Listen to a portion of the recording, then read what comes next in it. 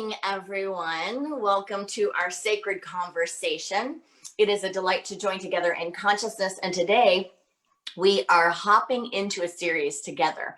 We are on an adventure in spirituality. So I hope that you have a commitment to join us for the next 3 months on this adventure. We're exploring the book, Embracing Uncertainty by Susan Jeffers.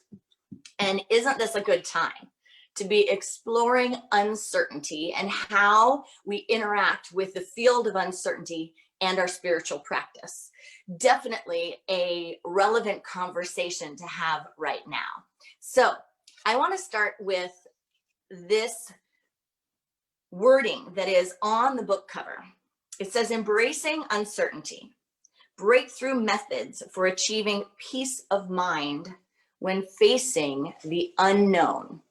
Methods for achieving peace of mind when embracing the unknown. So these are real practices we're going to get. These are real tools that we're going to implement in our lives. Does anyone feel like they have been living in a world of uncertainty lately? That there might be anything going on in the world within you, the world around you, that may match the word uncertainty. Maybe chaos, maybe the unknown, maybe change, maybe new. Maybe I am feeling lately like I can't strong arm this universe or the outer conditions to show up as I would like them to show up.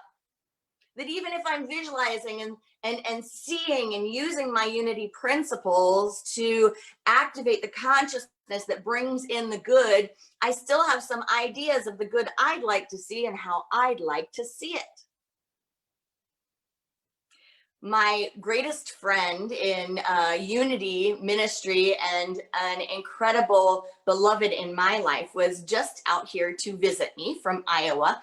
She had come from those incredible storms that were really, really, really destructive. So she and I both had kind of come together again out of times of some chaos. And so we had some time together. And when she was here, she was taking her pup that she brought with her and my little G on a walk. And so she took them on a walk.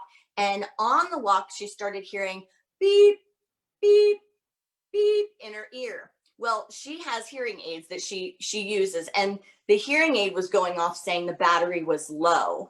And so for the whole walk with the dog and little G, and you can just imagine, navigating that through a neighborhood and then hearing this sound in your ear saying, change the battery, I'm going low. And so she left it in her ear the whole way back to the house.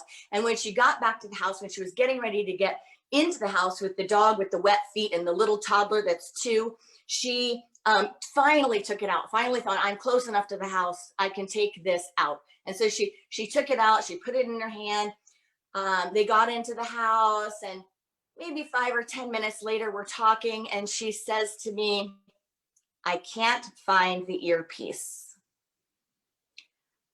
I don't know, from the moment I was outside in the grass and walking back to the house to drying the dog's feet and getting G inside, I am not sure what happened to it. Like, I'm not sure if it fell out of my hand outside or if I set it on something when I came inside. And so we both took a deep breath and said, okay, let's look for it. And I do what I do, which is I grew up Catholic. And I have a very incredible relationship with my beloved Saint Anthony. And so I said, we definitely need the Saint Anthony for this one. Let's do the Saint Anthony, because for me, that never fails. And for me, that just means connecting with the knowing that nothing is lost in the mind of God and asking for that divine assistance, just saying, show me what seems to be lost.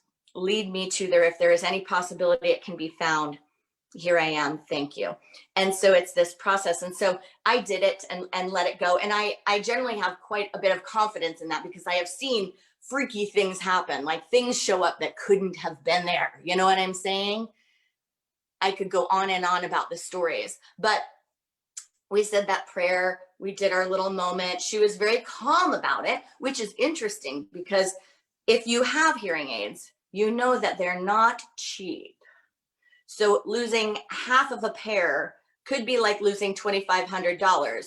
Or if you can't just replace one, it could be like losing $5,000. So like $5,000 is just floating around somewhere, maybe in the grass. And my mind is thinking, the lawn's getting mowed soon. Not sure about that, if it's out there. So we went around the house, we started looking for it, looked in every spot, walked along the grass. She said, I'm thinking maybe it's on the edge of the grass somewhere. I'm kind of getting that, like, on an edge somewhere. So we looked along the sidewalks, along the road, along everything. And after looking for a while, we did not find it. And I had this little feeling in my heart, like, oh, this is a problem, something is lost, and it's important, not to mention just not being able to hear well, but it's important. And this is going to be really stressful. Like, how are we going to relax if we can't find it, And I'm thinking the lawn mowing is going to make it even worse. And are we going to find it? And I was impressed by her sense of wonder about it. I was impressed by the conversation, because after we looked, like, if it was me, we would probably keep looking until the lights went out at night. And we would probably wake up again in the morning looking, and I would be doing this like, okay, it needs to happen. And then if I stopped looking, I would probably surrender and say, okay, I need to breathe into that it's totally lost. And that $2,500 or $5,000, and I'm not going to have it. And, I'd probably just, and maybe with still like a hope back there. I hope that it will come. But I was so impressed that she seemed to have a sense of curiosity about it. She seemed to have a sense of wonder about it. And I thought to myself, the rest of this time could be a little laced with stress together from day to day, if every day we're looking in the yard and looking around the house. But instead, she just let it go with a sense of curiosity. I wonder where it is. I'm wondering where it is. I'm wondering if we're going to find it ever or before she leaves.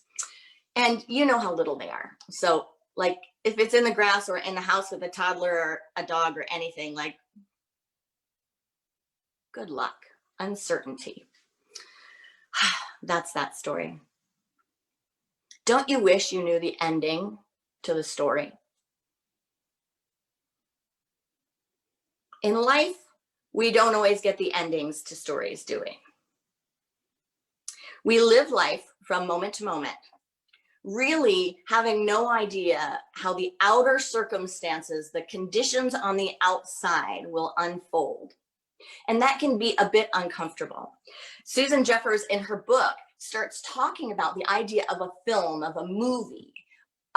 If you're someone who, if you're in the Zoom room, you can raise your hand, but if you're someone who likes to know the ending of a movie or the big part in a book, raise your hand. If you're someone who, when someone says there's a movie you have to see and this is what happened and da da da da, if you're someone that says, shh, stop talking about it, raise your hand. Right? You don't want to see the ending, because if you see the ending, if you hear the rest, it'll spoil it. If you're like me, you don't even want to watch a movie again because you already know what's happened, right? But some of you I know want to watch them over and over again, and it gets richer for you. I can honor that. It's not my path. But life is somehow different. Somehow when it comes to our lives, we want to know the answers. We want to know the endings. We want to know what's next. We want to know how it's going to go. We want to know what is unfolding, what's up and coming up. And we don't always consider the idea that the same thing that happens with a good movie, that it can get spoiled, could happen with our lives if we knew how everything unfolded. What if you went to a fortune teller and you heard, here are all the things that are going to happen in your life, with your body, with your relationships, with your family, with your world, with the planet, with the government, with the election, with everything. I mean, we think in our minds it would take away some of the stress, but what else might it take with it? It may take some of the excitement. It certainly would take the adventure, and it may take some of the power. I was probably 19, maybe 20, when I was working at a camp. It's the ARE camp, the Association for Research and Enlightenment, based on the Edgar Cayce teachings in Virginia, this camp. And in the camp, they had workshops during this last session, and it was a family session. So they had adult workshops. And I really wanted to go to this workshop on numerology. It was this person that was very advanced in numerology and doing readings and helping you explore your experience and your numbers and all of that. And I really, really wanted to go. And something happened, and I was getting ready to go out of town, and I wasn't able, maybe I was assigned to something, so I wasn't able to go to the actual workshop. And I remember feeling disappointed. I was very, very engaged at that time with that idea that you could find out more information, information that would support you about your life. Like, someone that can read cards, or someone that has intuitions and insights, someone that could kind of tell you your fortune. So I was disappointed that I didn't get to go, but I was sitting at this little picnic table when the workshop ended, and the guys that led the workshop were heading back to their vehicle, and they stopped there to say, "Hi, we haven't met you yet. Who are you?" And they sat down with me. And I said, "Oh, I was really hoping to get to go to your workshop, but I missed it." And they just started to support me and started to say, "Well, what's your birthday? What's this?" And just sat down and gave me a personalized experience of what they talked about in their workshop. So where everyone in the workshop just got the theories, they sat down with me, and we just had this great conversation. And it kind of went through, like, in this stage of life, these are the things to work on. These are the things that will support you in this stage of life.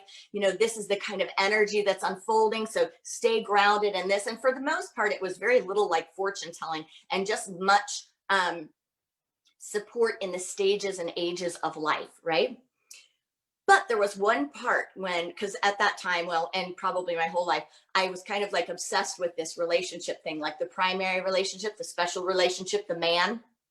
And I had just been in a very long-term relationship, a 10-year one, and had leapt out of it into a new relationship that was very fiery, but also very brief. And I can't remember at the time if it was already gone. I think it may have already been gone. Because it had a lot of power, and it shot out like a rocket and then went to the universe of space and never came back.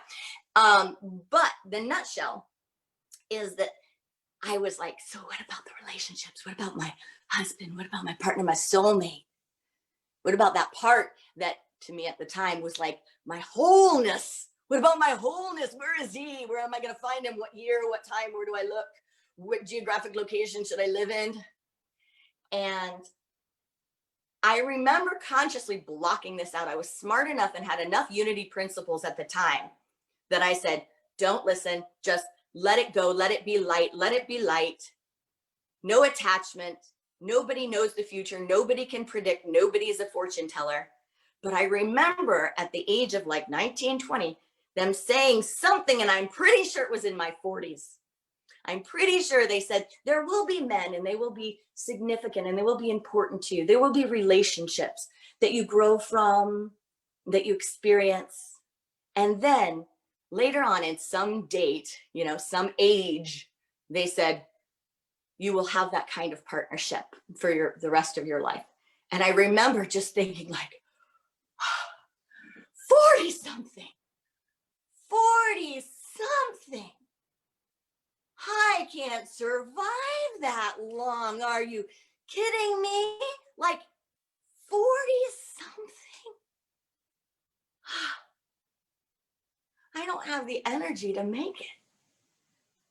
How am I gonna? And I can also remember at different times in my life trying to remember, like at 30, 28, was it 28? Am I sure that 40 something? Like, hey, none of that makes a difference. None of that is reality. No one's a fortune teller. Could be today, could be tomorrow.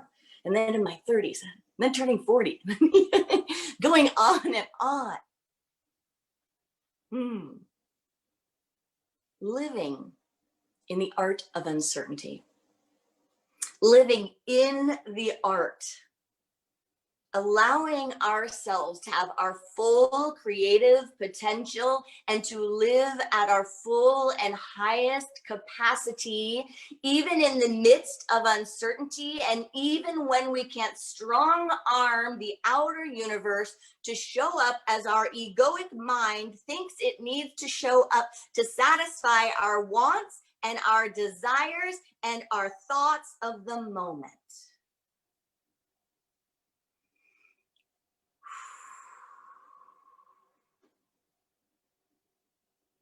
You know, it's tiring to live like that. It's tiring to live like life is a sad movie and you're always waiting. One of the beauties of our unity principles is the idea that we can visualize, the idea that we are involved with our reality and the creation of reality, the law of mind action, the idea that we are not passive bystanders, but that we co-create reality. That is a beautiful part of our unity practice. But there are times when affirming and hoping and wanting so deeply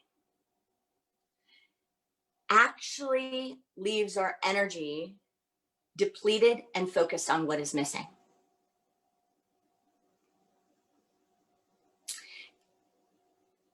It sometimes leaves us focused on lack, and we generate a lot of energy around that lack and wanting. And so though the idea presented of wonder, that idea presented of wondering what's going to happen, wondering, may seem counter to unity's principle of the law of mind action, that I am here to hold visions, I am here to hold space, I am here to co-create my reality. I don't actually think it is, because underlying the subtle distinction, the subtle difference is that a state of wanting implies lack. And that's not the principle.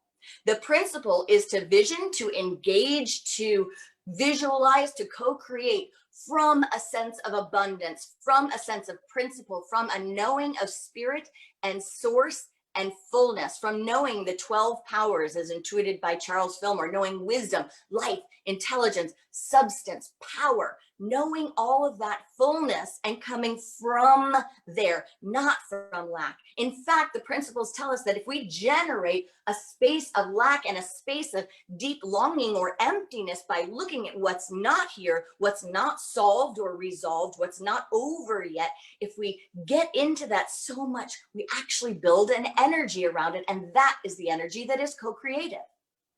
We may think that we're affirming. You see, it's a subtle distinction.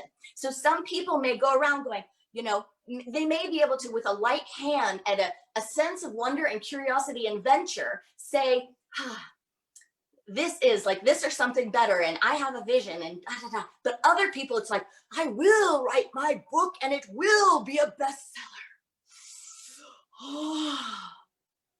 And then the universe goes, no thanks. And we're devastated. And we think the law doesn't work, or we think God doesn't work, or we pick up another new thought book and we think I've got to do it better and harder, because this universe has to manifest and demonstrate what I am saying and what I think I need.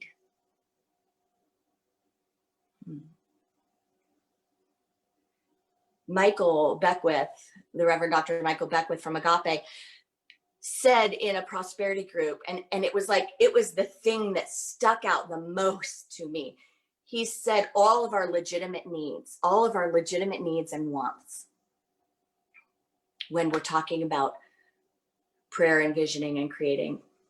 And I thought to myself, that word legitimate and that idea is so powerful, because what it brought to me was, it's the substance that underlies everything. It's not the outer, it's not finagling, like it's not a legitimate need to have, you know, a particular whatever form, you know. I mean, Reverend Brenda just came from Iowa, where there were trees and hurricanes. We've got fires going on the West Coast that are burning down houses, you know.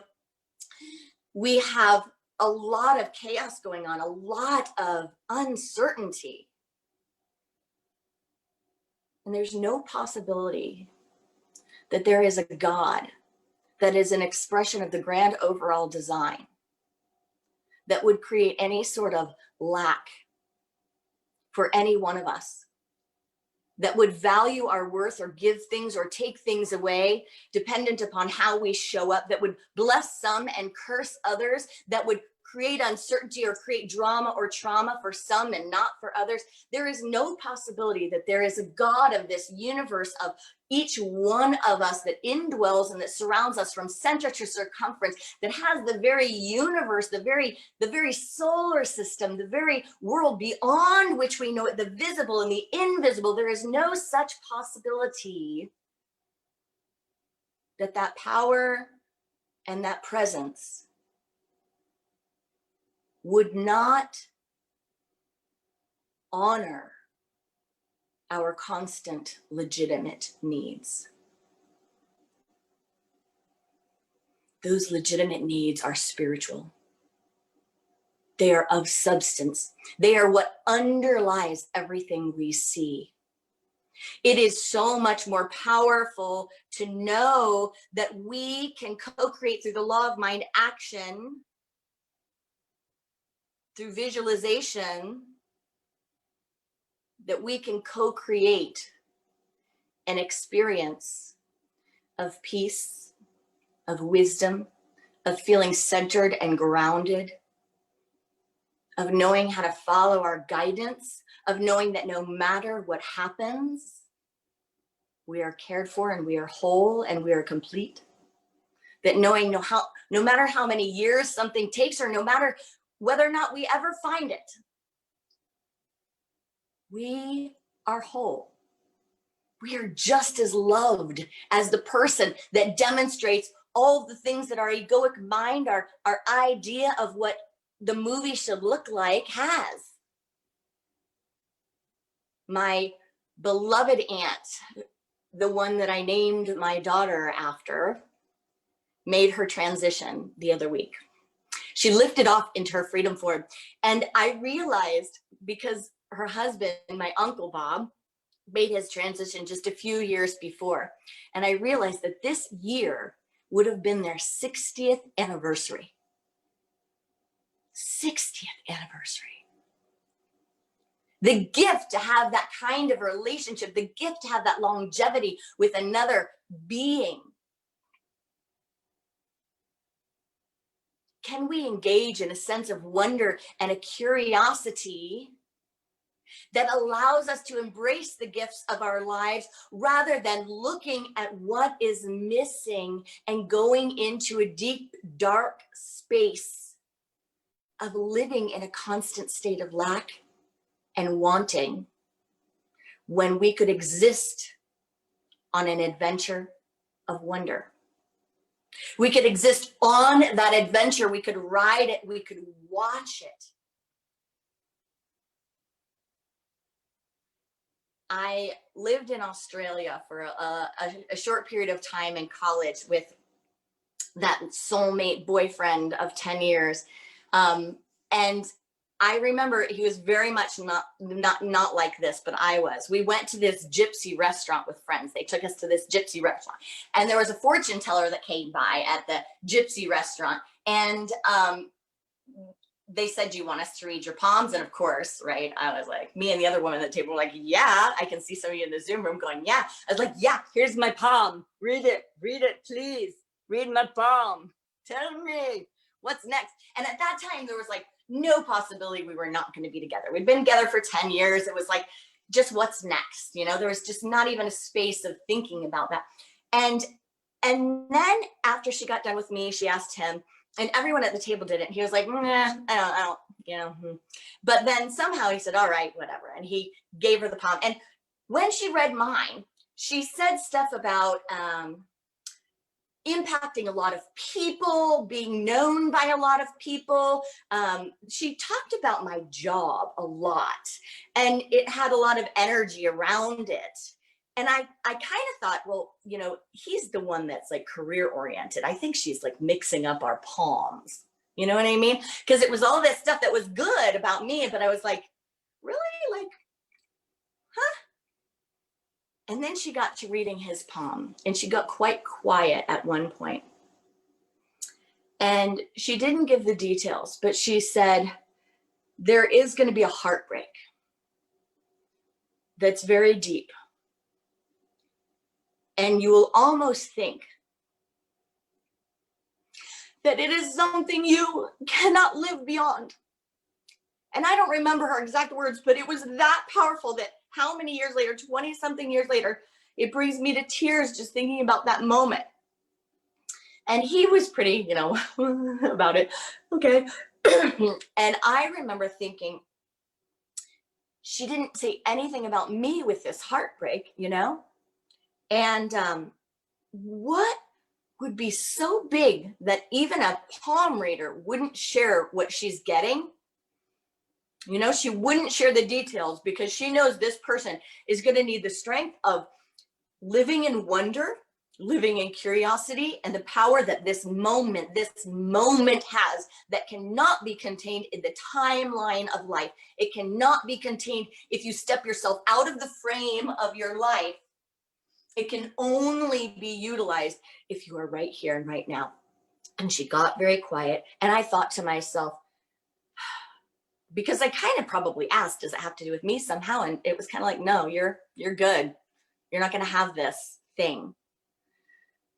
And I thought, well, maybe it's with his mother, something with his mother, because I wasn't too fond of her. That probably wouldn't go too deep for me. And I just remember thinking, what possibly could it be that would impact him and his life so deeply, but not impact mine, his partner, his wife? Many years later, after he was married and began the beautiful adventure of having kids, he had a beloved daughter, and the daughter reached about 1. And when she got older, she started developing a cancer that was a tumor. And she went through surgery after surgery and swelling head and all of these things. And she died a toddler. She lifted off into her freedom form as a little one. And I remember thinking later, and even through all that time, just holding him in light, holding both of them, holding all of them in light. They went on to have another child, knowing both of them. I'm sure today they are strong and resilient. I'm sure that they have a feeling and a connection with her and a knowingness that life is here to be lived and that she is ever present and connected with them.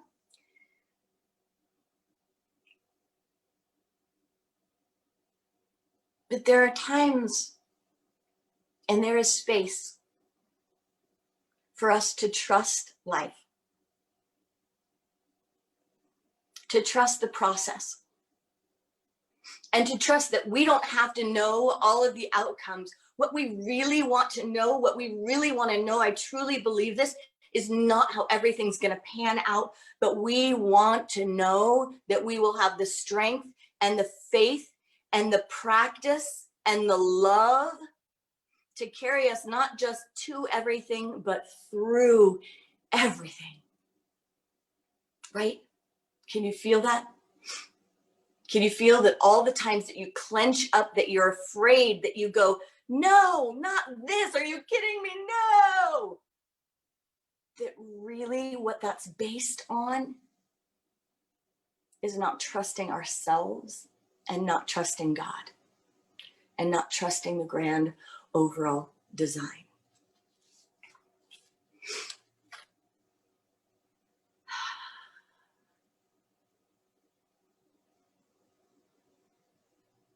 We can trust ourselves, the higher self.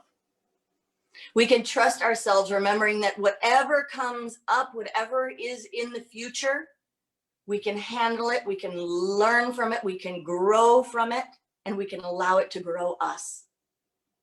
And that God will be there.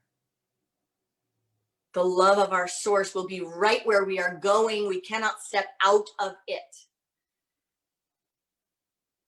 and trust God. We can trust God. We can allow ourselves the space to co-create, but we can also allow ourselves the space to let go and to trust and to allow the part that's beyond visible to create in us and through us and as us. And we can trust principle. We can trust that this life is actually for us, that the universe is conspiring in our favor, and that there is beauty and that there is love. I had the honor of doing a memorial this week, and there is nothing like a memorial to get you grounded and centered in what is important, and to see the love, to see the tears, and to see the beauty, and to see the heartbreak, but to know that this is all the richness of life, all of it, the yin and the yang, the balance, the wholeness. So will we create a life of wondering instead of a life of hoping? She says hoping can lead to fear of uncertainty. It can lead to dashed dreams and hopes. It can lead to wishing and wanting and desiring. It can open us up to more sadness than is real or necessary. It can lead us to upset. She says it can blind us to the value of opportunities for growth. And she invites us to replace the fear of uncertainty with curiosity and the magic of wondering. How does that feel? Hope and standing in this moment of our lives, really trying to strong arm everything around us to work the way we want it to. How does that feel? It feels a little exhausting to me. How does that feel versus a sense of curiosity and engaging the magic of wondering? One really implies that we have faith. The other is us wanting to count only on ourselves and our mind's idea of what we need. I don't know what would have happened so many years ago had I been able to see the future. I don't know what would have happened with my friend if he had seen the future.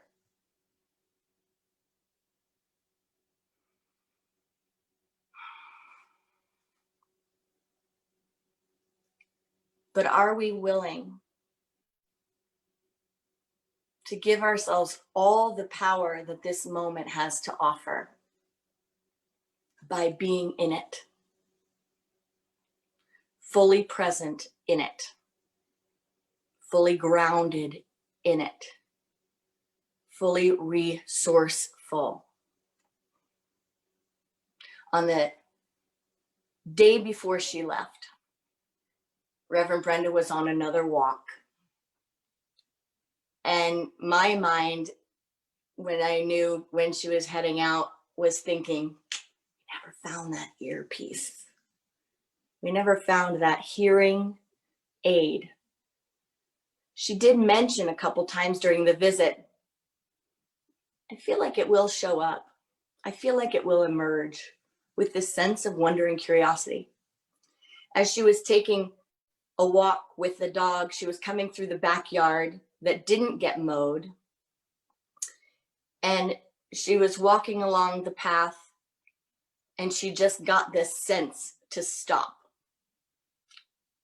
Not looking the whole walk, but in the moment, just stop in the grass.